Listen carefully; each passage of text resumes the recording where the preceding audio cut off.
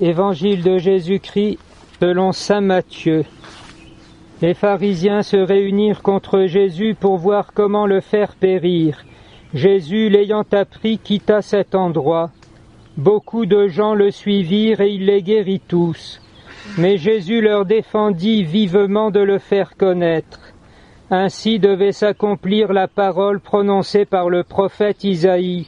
« Voici mon serviteur que j'ai choisi, mon bien-aimé en qui j'ai mis toute ma joie.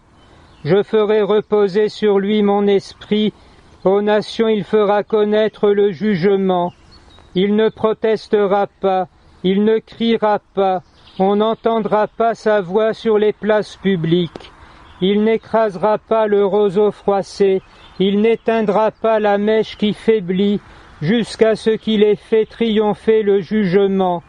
Les nations païennes mettent leur espoir en son nom. » Chers frères et sœurs, on avait affirmé dans la foi que le Seigneur lui-même guiderait la progression spirituelle de ce camp. Et voici que pour le dernier jour, on ne peut pas faire mieux dans la première lecture et dans l'Évangile que de nous présenter d'une part les routiers et d'autre part les guides aînés. Comme routiers, en effet, on a la sortie d'Égypte, immense cortège avec un ramassis de gens qui s'en va vers la terre promise, où la marche se continuera par Jésus. Lorsqu'on lit l'Évangile, on voit, surtout en Saint Jean, que Jésus marche. Il est en effet, depuis son incarnation, en train de retourner vers son Père, en entraînant avec lui tous ceux qui veulent bien se mettre à sa suite. Comme nous le rappellera la bougie mémoriale, « Mais toi, suis-moi ».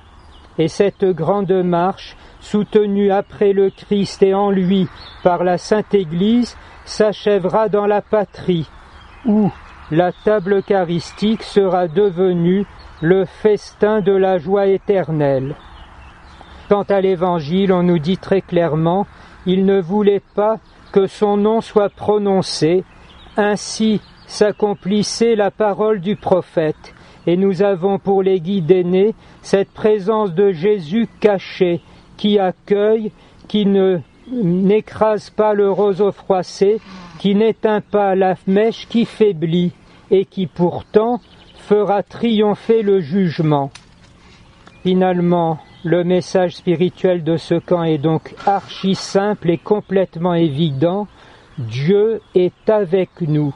Il est toujours avec nous. Il sera toujours avec nous.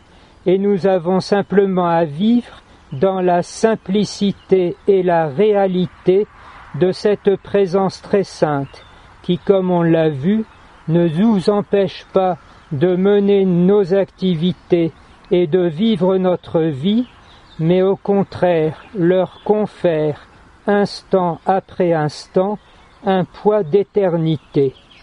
Au fait, j'avais oublié de vous dire que nous sommes encore dans l'année de la foi.